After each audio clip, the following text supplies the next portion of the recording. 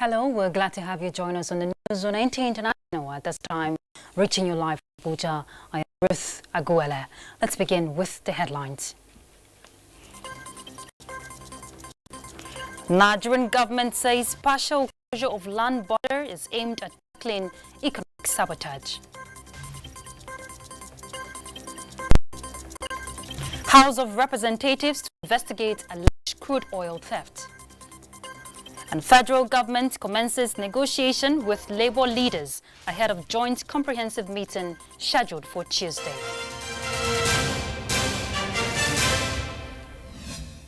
And we begin with agriculture. The federal government says the partial border closure is not meant to create havoc in neighboring countries, but a step towards addressing economic sabotage. Minister of Agriculture and Rural Development, Mohammed Sabo Onono, says Nigeria remains food secured. The minister was speaking at a press conference on activities marking this year's World Food Day. Musa Baba Aliyu will tell us more. In spite of the fact that most West African countries rely on Nigeria for food, especially grains, the country is, however, having influx of food items through illegal means. This, the Minister of Agriculture and Rural Development, Mohammed Sabo Onono, says necessitated the federal government's decision to close her land border. Nigeria tried to make this neighboring country understand our commitment, but no avail. So, the decision was taken to close the border in order to sensitize those stakeholders that are responsible for creating problem for us. The Food and Agriculture Organization of the United Nations says Nigerian farmers need better incentives to increase production. The country representative Sofian Koroma says research institutions need to provide technical know-how to increase food production. And Nigerians in urban areas are increasingly relying on away-from-home meals sourced from various vendors, although without prejudice to those who do nutritious food. A lot of this food from home are usually sodium, sugar, and as fat-laden, and sometimes of poor quality. Nigeria is joining the world in marking this year's United Nations World Food Day, which focuses on healthy diet and zero hunger. Musa Baba Aliyu, NTA News. Still on the partial closure of Nigeria's land borders, which has continued to gather pace, with result evident in the economy and national security. Now, this was closed at a joint media briefing by the Office of the National Security Advisor, Nigerian Immigration Service, and Nigerian Customs Service in Abuja. Victor Azu reports. For many years, Nigeria suffered economic losses and insecurity, with most aided by the porosity of Nigeria's land borders. In an attempt to curtail this, the federal government ordered partial closure of Nigeria's land borders on July 21, 2019. Coordinated by the Office of the National Security Advisor, the tripartite operation also involves the Nigeria Customs Service and Nigeria Immigration Service, ex-swift response they call it. Nearly 3 months down the line, a situation report is in order. Comptroller General of Customs and Post, Hamid Ali, goes first. He enumerates the gains of the operation, especially on the economy. Patronage of Nigerian rice has increased, and farmers are expanding their farms as well as engaging more hands. Our consumption, petroleum product, has reduced by 10%.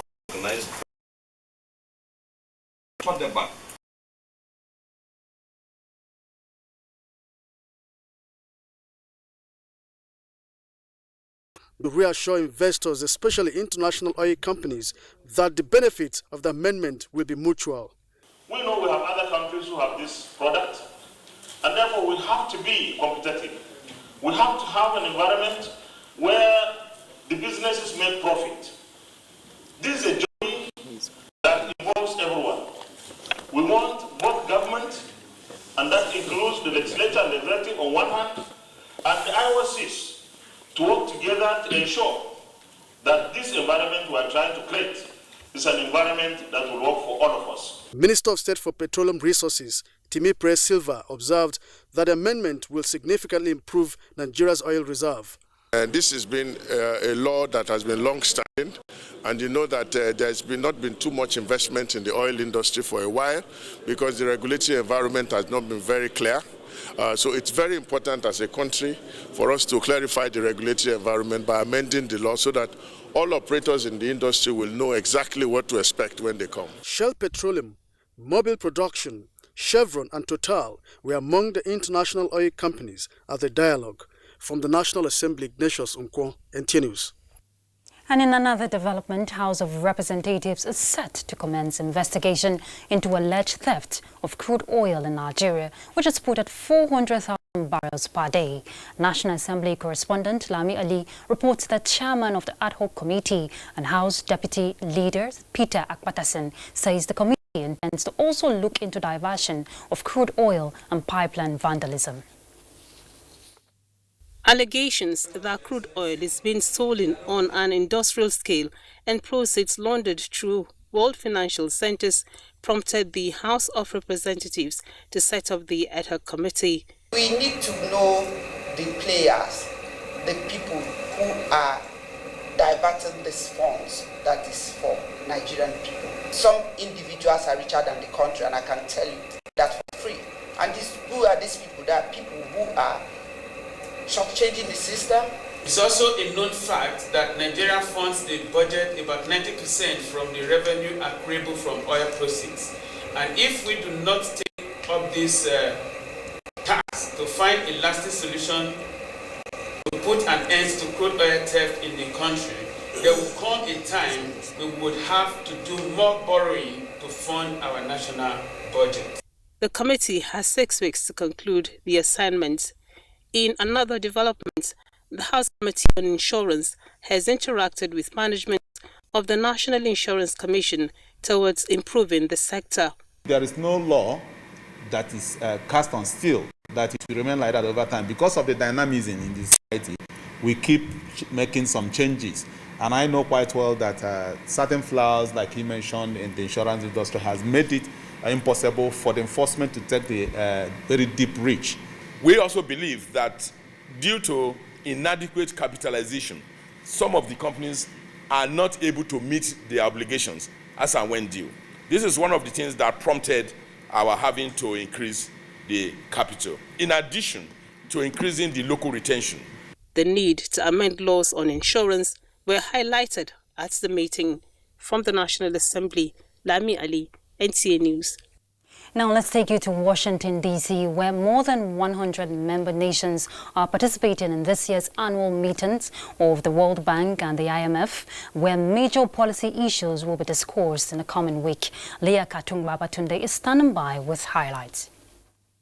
The fall meetings are always a platform for policymakers, political leaders, monetary authorities, the civil society, and of course the academics to brainstorm issues that help shape the world. From economy to finance, climate change and poverty reduction, inclusion and opportunities.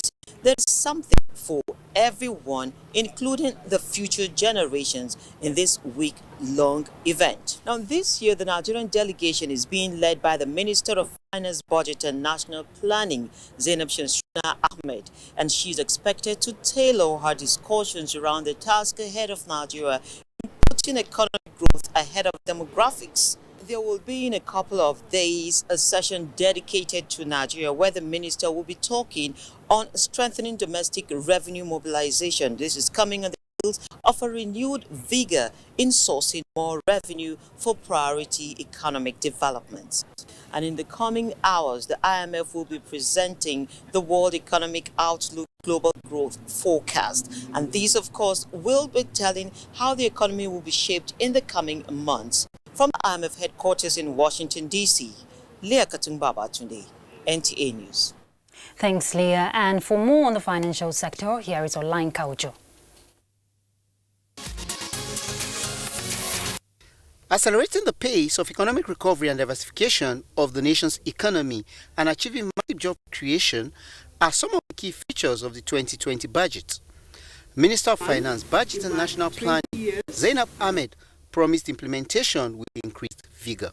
The ERGP expires by the year 2020, and so does the Vision 2020. So we are already starting a process for developing a long-term plan.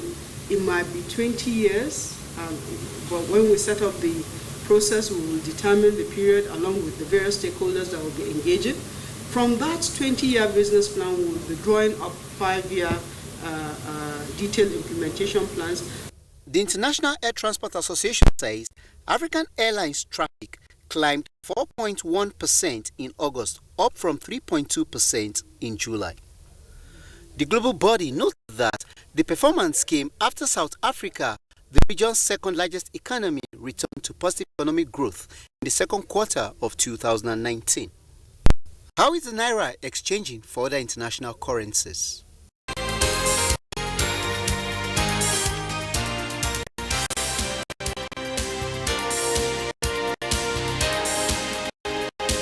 Olainka Ojo, NTA News. And talking security now, the Air Task Force of Operation Lafia Dole has decimated a location at Boboshi on the fringes of the Sambisa Forest in Borno State, being used by Boko Haram terrorists as a meeting venue.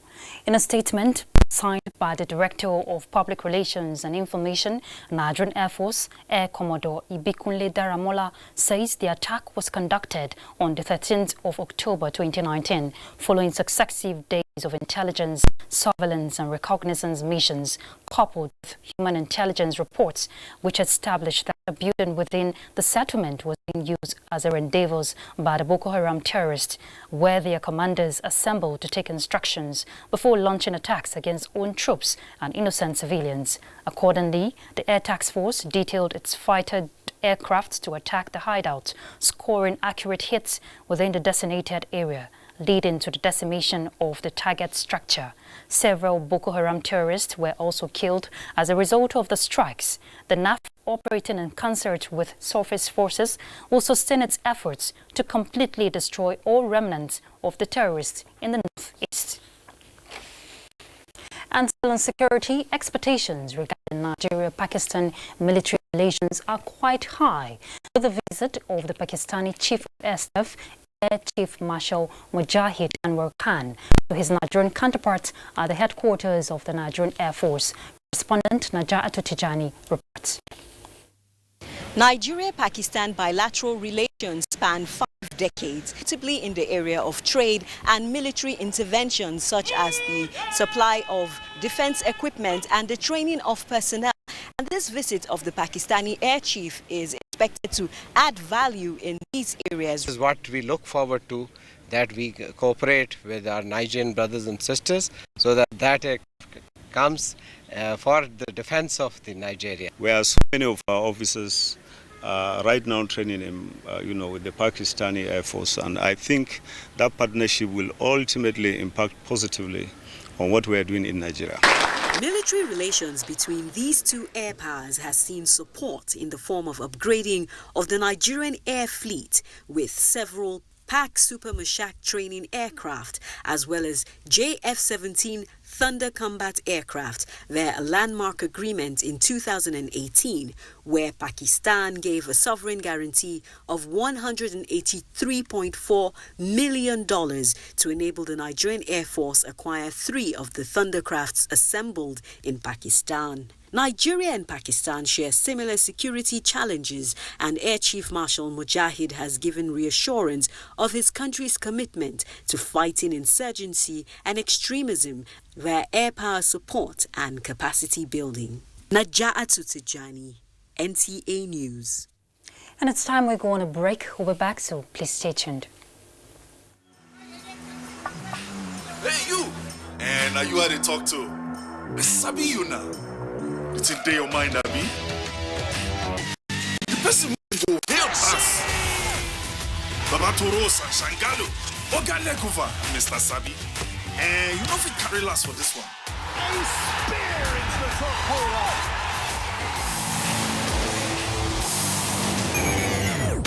We Sabi say Peking will crawl before in waka. So don't look, no help anybody.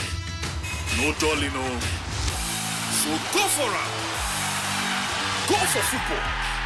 Go for Osorio on the Liga Marchings live. Go for TV Max. Glad you're there.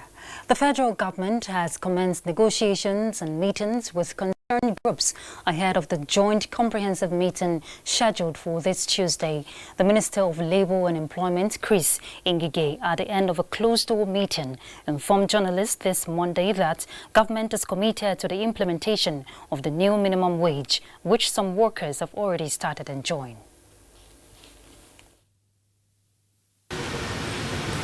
They will have no need to go on strike. They will not have any need to go on strike because we will all agree on the modus operandi. Because what has come out from these meetings is that a lot of wage reviews are taking place in silos. And having come out in silos like that, it gets of some difficulty in navigating the consequential adjustments. So we are just trying to agree on the areas of disagreement. So it's a full meeting. We are continuing tomorrow with the bigger house. Labour leaders on their part say federal government's action to implement the consequential adjustment will determine the effectiveness of the nationwide strike, scheduled to commence Wednesday, 16th October 2019. The consequential adjustment, like you know, is a matter of percentage, so it requires and take principle. So certainly when you say this is what you want, it also depends on government to see sense to your demand. Because as a matter of fact, Labour have shifted and we believe we've done beyond the expectation. So what is needed of government is to reciprocate in doing what is needful in appreciating their workers. In other news, the federal government is canvassing the need for development partners to upskill international interventions to tackle specific needs in Nigeria. This is the position of the Minister of Works and Housing, Babatunde Raji Fashola, in response to the United Nations Industrial Development Organization country program in Nigeria. Onengie Fineface reports. The United Nations Industrial Development Organization's country program in Nigeria is a $60 billion intervention initiative. The program is focused on growing Nigeria's economy with investments in industrial governance, agro and agri businesses, minerals and metals development, micro, small and medium enterprises, and environmental governance. This is a way we have to show the importance of Nigeria in leading the African economy, because there is no way it can be done if we cannot industrialize. And there is no way we can do it if we cannot consider a massive investment through this particular sector. Minister of Works and Housing, Babatunde Raji Fashola, insists that greater impact will be achieved if the fund is targeted at a specific project. $60 million is about 21 billion naira. So if you have that kind of money, why don't we use them to do one or two big things industrial? So why don't we have one massive industrial complex that becomes an example for others to follow? On the flip side, Works and Housing Minister says his ministry will domesticate campaign for voluntary blood donation through in-house advocacy and quarterly retreats. This pledge follows an advocacy visit to his office by the leadership of the National Blood Transfusion Center. In Abuja, Onengie Fineface, NTA News. The model of the ECOWAS Early Warning and Response Network, codenamed ECO-1, has been evaluated 11 years into its operations. Haman Jabani reports that the outcome is to improve the system, which has been judged as one of the successful early warning mechanisms on the African continent. The ECOWAS Early Warning System was established in 2008 for conflict prevention, management, resolution, peacekeeping and security in the region, and to enhance proximity policing and early response at local and international levels. The ministerial meeting is aimed at presenting the ECOWAS data model for the creation of awareness of ECO-1 system, access to ECO-1 data collection and validation, model strength and how to improve the existing system, as well as review the entire system. This holds true because an effective conflict prevention and management tool resulting from this evaluation exercise would be one of the best assets and tools a regional economic community like the ECOWAS Commission can have at its disposal to protect its member states and population from threats both external and internal. we have reached a level where we are deploying early warning at the national level with the creation of what we call the National Early Warning and Response Centers. This workshop really provides us with a fantastic opportunity and platform for knowledge exchange about how we can do all of this better. The outcome of the meeting will help in addressing major risks, threats, and challenges that include intercommunal conflict, violence associated with transhumance, flooding, food insecurity affecting member states. ECO1 is geared towards predicting conflict outcome that translate to peace negotiation and prevention strategies in the region. Hamman Jabani, NTA News. And on the foreign scene, here is Ado Adamwalso as our guide. Hello and welcome to this segment of the news. I am Ado Adamwalso. Sudan has sent a delegation led by Mohamed Hamdan Dangolo, a senior member of the Sudan's ruling Transitional Sovereign Council, to the South Sudanese capital Juba for talks with rebels group operating in Sudan. The talks would open today after South Sudan's President Salva Kiir invited both sides. The talks between the transitional government and the Sudanese Revolutionary Front aim at convincing rebel groups that have been fighting the government army in the Blue Nile, South Kordofan and Darfur region to join the Sudanese political process. And Spain's Supreme Court has sentenced 9 Catalan separatist leaders to between 9 and 13 years in prison for sedition over their role in an independence referendum in 2017. 3 other defendants were found guilty of disobedience and fined, but will not serve prison sentences. The 12 politicians and activists had all denied the charges. Separatists in Catalan were planning mass civil disobedience ahead of the verdict. Finally, more than 110,000 people are taking part in a search and rescue operation after Typhoon Hagibis struck Japan on Saturday. The typhoon, the worst storm to hit the country in decades, has left at least 40 dead and 16 missing. Typhoon Hagibis also caused the cancellation of 3 Rugby World Cup matches, but the key match between Japan and Scotland went ahead. Thousands of police officers, firefighters, Coast Guard and military are working to reach those trapped by landslide and flood. And that is it from here. Thank you for your time. I am Ado Adamwalso. Thank you, Ado. And just before we go, here is a quick check on Tuesday's weather prospect for Nigeria and some cities of the world.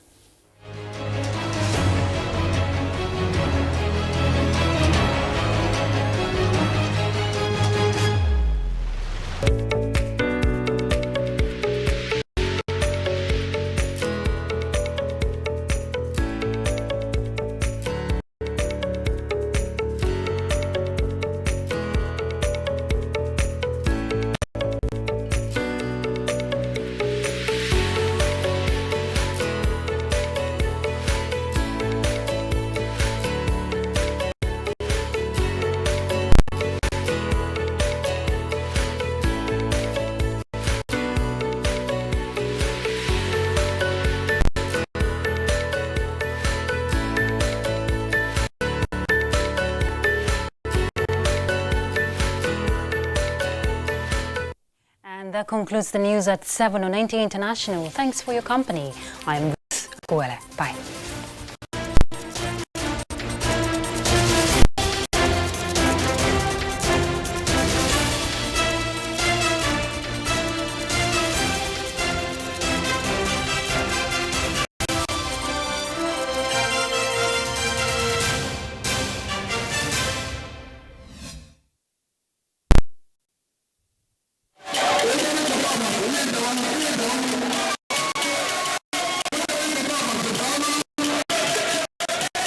Ejia Arochukwu is a new yam festival masquerading, feasting and dancing.